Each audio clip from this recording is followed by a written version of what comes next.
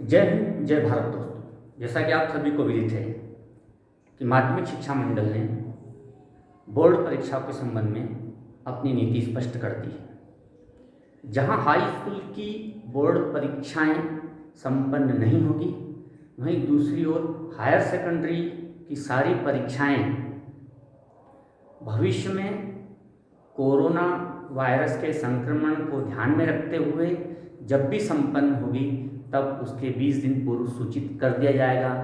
तो यहाँ ये निश्चित होता है कि हायर सेकेंडरी की परीक्षाएं तो संपन्न होंगी।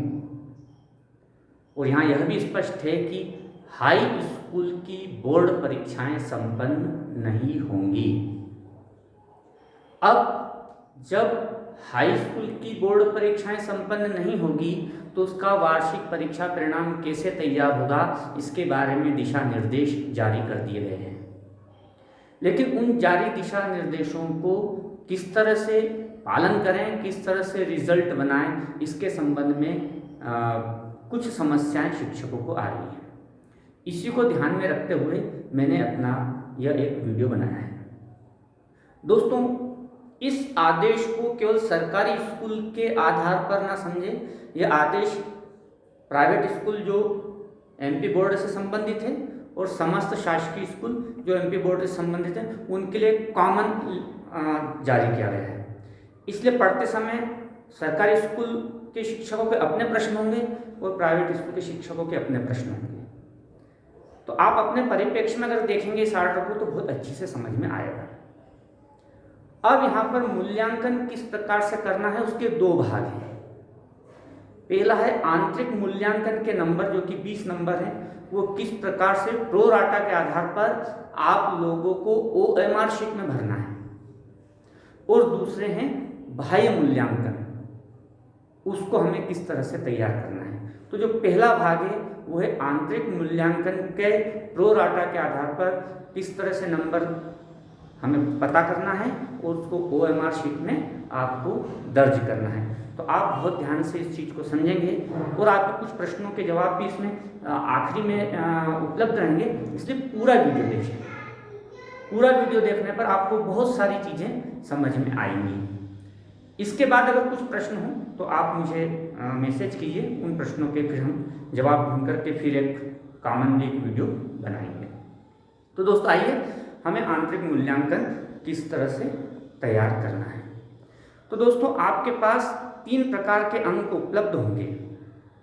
शासकीय स्कूल की अगर मैं बात करूं तो आपके पास अर्धवार्षिक के बच्चों के अंक उपलब्ध होंगे।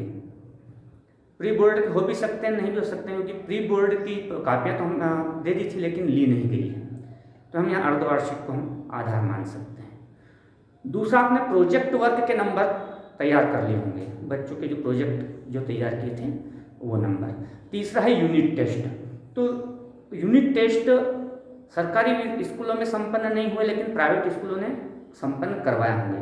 तो अब हम यूनिट टेस्ट को किसको आधार माने, तो आपको याद हो कि स्कूल की शुरुआत में सितंबर अक्टूबर में हमने ओपन बुक परीक्षा का आयोजन किया था। आप उसी को यूनिट टेस्ट का आधार मान सकते हैं। लेकिन अगर किसी शाला ने यूनिट टेस्ट लिए हैं तो वो ओपन बुक परीक्षा, एक से ज़्यादा यूनिट टेस्ट है, तो जिसमें सर्वाधिक अंक बच्चों ने प्राप्त किए, औसत सबका औसत मिलाकर आप उसको आधार मान सकते हैं। लेकिन शासकीय स्कूलों में इस वर्ष सबसे पहले ओपन बुक परीक्षा संपन्न हुई थी, इसको हम त्रैमासिक परीक्षा के समान मान सकते हैं। उसके बाद अर्धवार्षिक परीक्षा संपन्न हुई थी। प्री बोर्ड परीक्षा हमने ओपन बुक संपन्न करवाई थी लेकिन कापियाँ नहीं ली थी। लेकिन प्रोजेक्ट वर्क के नंबर आपके पास होंगे।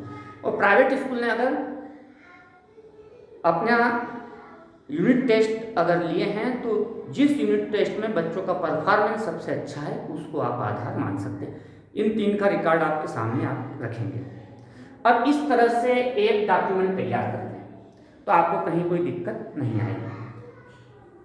कक्षा 10वीं के लिए आंतरिक मूल्यांकन के लिए एक कॉलम बनाए, पहला छात्र का नाम, दूसरा कॉलम बनाए अर्धवार्षिक या प्री बोर्ड, आपके पास जो नंबर उपलब्ध है।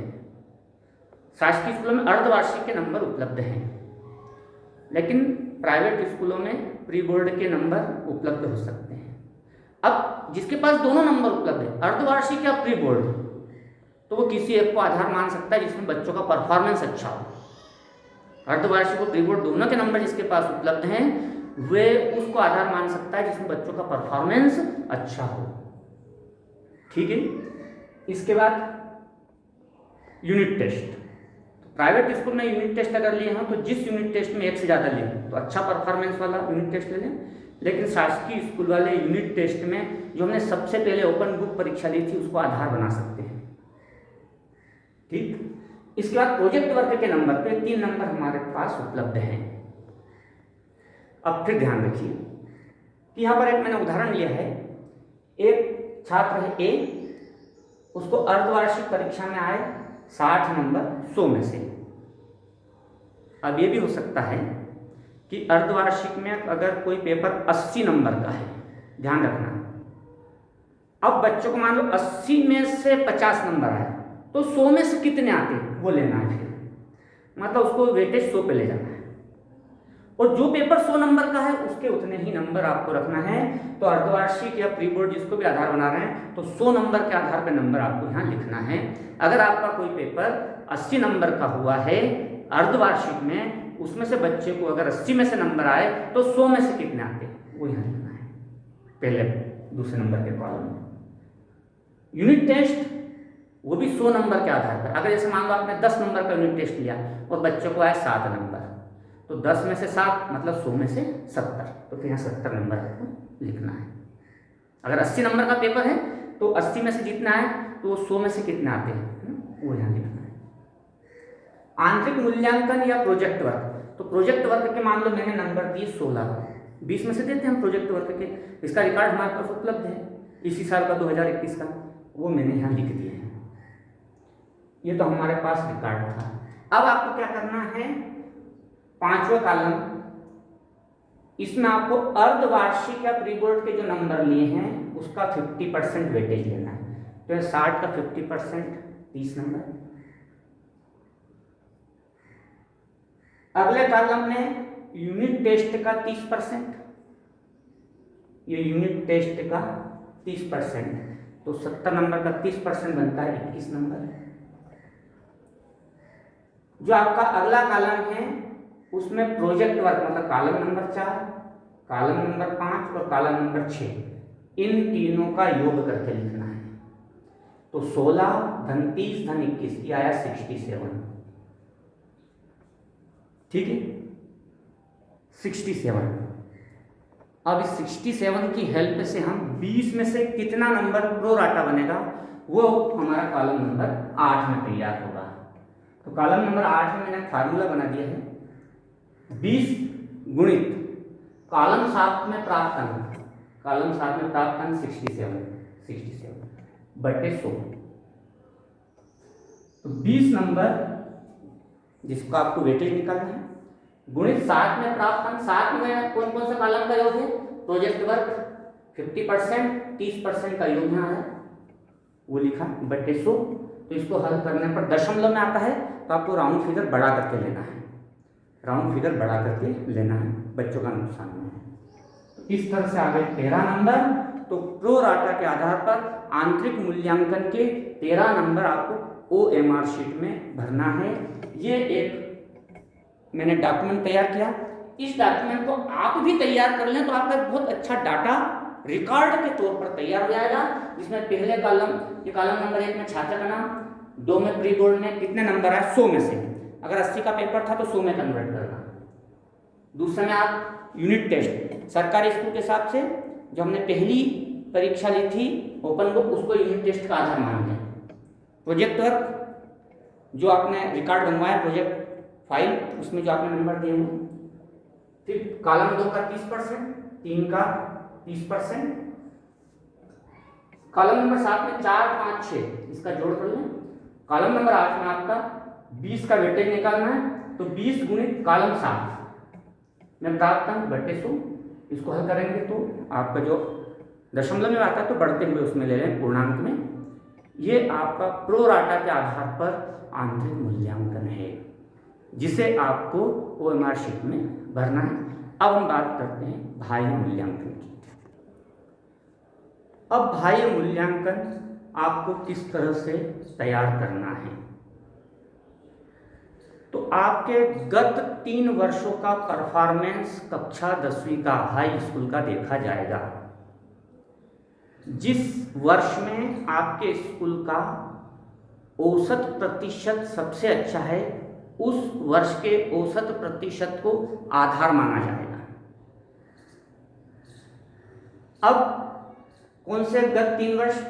पिछले साल 2020 की परीक्षा, 2019 की परीक्षा और 2018 की वार्षिक परीक्षा, इन तीनों का किस साल में आपके स्कूल का परफॉर्मेंस अच्छा रहा छात्रों का, ये आपको एनपी ऑनलाइन पर आपकी जो लॉगिन आईडी है उस पर माध्यमिक शिक्षा मंडल के द्वारा उपलब्ध करा दिया जाएगा।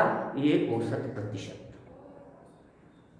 जिन स्कूलों में पिछले 2 साल में 10th थी, उनके 2 साल में से जो बेस्ट होगा उसको आधार मानेंगे। जिन हाई स्कूल की 10वीं का फर्स्ट बैच एक ही बार बैठा है पिछले साल, उसको वही आधार वर्ष का मान लिया जाएगा। लेकिन वे स्कूल जो पहली बार 10th की परीक्षा में अपीयर होंगे, उनको मध्य प्रदेश का जो पूरे प्रदेश का जो औसत है वो आधार माना जाएगा। वो उन्हें एनपी ऑनलाइन की उनकी जो विद्यालय की लॉगिन आईडी उस पर उपलब्ध करा दिया जाएगा। अब उदाहरण के लिए मान लिया एक स्कूल है, उसका सबसे अच्छा औसत प्रतिशत 2019 की परीक्षा का है और वो है मान लो 55.10, 55.10। इसको आधार बना करके उन्होंने कहा कि आपको इसके आधार पे रिजल्ट बनाना है। अब आपको बच्चों को इस तरह से नंबर देना है कि सारे बच्चों के समस्त विषयों का योग निकालने के बाद उसका औसत निकालें और औसत का जो प्रतिशत है वो ज़्यादा से ज़्यादा इससे 2% ऊपर तक जा सकता है, नीचे कितना भी ले सकता है।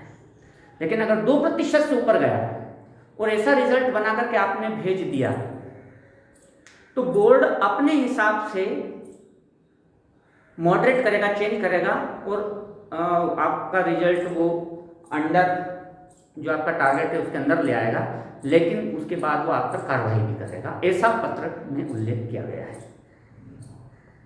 ठीक है, अब इसी को आधार मानते हुए हम हमारा रिजल्ट तैयार करना है कि हमें 55.10%, और अगर अच्छा परफॉर्मेंस आप चाहते हैं तो आप 57 तक जा सकते हैं। इससे ज़्यादा का औसत आप नहीं बना सकते हैं। इस तरह से आपको रिजल्ट तैयार करना है। अब यहाँ पर मेरी जो व्यक्तिगत राय है कि ये रिजल्ट बिना किसी एडजस्टमेंट के और बार बार काटे पीटे के तैयार हो, तो मैं अपनी ओर से एक राय दे सकता हूँ, लेकिन आप स्वतंत्र हैं कि आप मेरी राय माने या ना माने। इसके लिए आप क्या करें कि आपको 2019 का और ये औसत मिला कि 55.10 आपका स्कूल का आधार औसत प्रतिशत है, और आपको अपना रिजल्ट इस तरह से बनाना है कि इससे ऊपर ना जाए। तो उसके लिए आप क्या करें कि 2019 का अपना रिजल्ट निकालें और जो आपके 6 सब्जेक्ट हैं बच्चों के, उनका सब्जेक्टिव औसत निकालें। ये मेरी राय है। जैसे कि हिंदी, इंग्लिश, जो भी सब्जेक्ट चलते हो, मैं कॉमन सब्जेक्ट ले लेता हूँ। हिंदी, इंग्लिश, संस्कृत, ये तो लैंग्वेज हो गई, मैथ्स, साइंस और सोशल साइंस। तो 2019 को आधार माना है, तो आप केवल हिंदी के नंबर 2019 का रिजल्ट खोल लें अपना, और हिंदी में बच्चों ने जितने भी नंबर लाए थे उसका टोटल कर लें। मान लो आपके यहाँ 20 बच्चे हैं और 20 ही बच्चों ने हिंदी में नंबर लाए, मान लो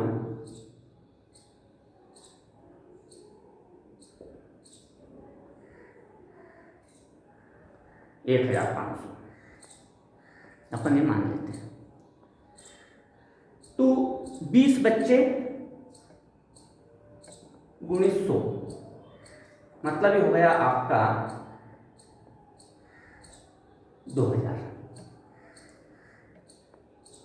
बच्चे। आपके जो हिंदी में 20 ही बच्चों का टोटल जो उन्होंने गेन किया वो 1500, और 100 नंबर टोटल महायोग बनेगा 2000। तो तो इससे आपका जो औसत बनेगा 3/4। 3/4 का प्रतिशत निकालें, तो हमने इसका 100 से गुणा किया तो 75% औसत आपका हिंदी का 2019 का खाली हिंदी विषय का। तो अब इस वर्ष 2021 में आप अपने बच्चों को 75% के आसपास हिंदी में नंबर दे दीजिए, हिंदी में नंबर दे दीजिए। अब आप कहेंगे सर 55 से ऊपर जाते हैं, तो 55 ये ओवरऑल सभी सब्जेक्ट का है, और ये मैंने केवल हिंदी का निकाला है। इंग्लिश में ये हो सकता है कि बच्चे इतना नंबर नहीं लाए, हो सकता है सबका टोटल 800 आ रहा है, राउंड फिगर में ले रहा हूँ, कैलकुलेशन आसान थी, टोटल वही 2000। ऐसा करने से ये आया 2/5। इसका औसत प्रतिशत, ये तो औसत आया, औसत प्रतिशत 100 से गुणा किया मतलब 40%। तो 2019 में 40% औसत बन रहा है, तो इस साल 2021 में भी 40% के आसपास आप बच्चों को नंबर दे दीजिए। इसमें आप एक थोड़ा सा ध्यान रख लें कि जो बहुत अच्छा बच्चा है उसको थोड़ा सा ऊपर करते हैं, थोड़ा ज़्यादा नंबर दे दें, और जो सबसे कमज़ोर बच्चा है उसको इस 40 से थोड़ा डाउन कर दें, तो वो आपस मेंटेन हो जाएगा। तो अच्छे बच्चे को थोड़े अच्छे नंबर मिल जाएंगे, और कमज़ोर बच्चे को फेल तो नहीं कर रहे हैं, पर थोड़ा सा न्याय की जो स्थिति बनेगी वो हो जाएगी। बाकी ये मेरी राय है, आप व्यक्तिगत तौर पर ऐसा ही आप सभी सब्जेक्ट में करें। और जैसे 75% के आसपास आपने हिंदी में दे दिए, 40 के आसपास आपने हिंदी में दे दिए, ऐसे आपका पूरा रिजल्ट तैयार हो जाएगा। तो थोड़ा सा डिफ्रेंशिएट भी हो जाएगा। उसके बाद आपको क्या करना है, आखिरी में आपकी जो सारे बच्चों का रिजल्ट तैयार करता है, तो पूरा महायोग बच्चों ने कितना नंबर लाया, मान लो 20 बच्चे हैं। अब 20 बच्चे 1 2 3 4 5 6 सब्जेक्ट मतलब 600 नंबर, तो 12,000 तो पूर्णांक है, और मान लो प्राप्तांक है इनका सारे सब्जेक्ट का टोटल निकाल करके जो सभी सब्जेक्ट का प्राप्तांक आया मान लो 8,000, मान लो 8,000 बटे 12,000, तो आया 8/12, 4 × 8 4 × 12, 2/3।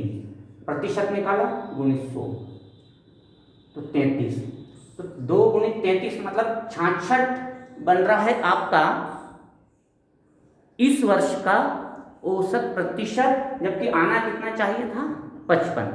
तो ये गलत है आपका, ये मैंने उदाहरण दिया है।